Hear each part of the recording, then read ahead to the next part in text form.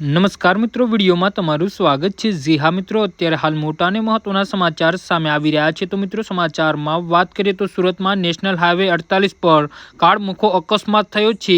તો સુરત જિલ્લામાંથી પસાર થતા મુંબઈ અમદાવાદ નેશનલ હાઈવે 48 પર આજે વહેલી સવારે હિટ એન્ડ રનની એક અત્યંત કરુણ ઘટના સામે આવી છે।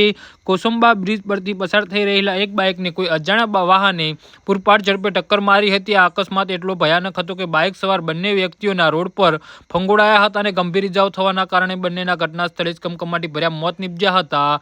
અકસ્માત સર્જાયા બાદ અજાણ્યા વાહન ચાલકે અંધારાનો લાભ લઈને પોતાના વાહન સાથે સ્થળ પરથી ફરાર થઈ ગયો હતો। આ ઘટનાની જાણ થતાં જ હાઈવે પોલીસ અને સ્થાનિક પ્રશાસન તાત્કાલિક અસરથી ઘટના સ્થળે દોડી આવ્યા હતા। પોલીસે બંને મૃતદેહને પોસ્ટમોર્ટમ માટે સિવિલ હોસ્પિટલ ખસેડ્યા છે।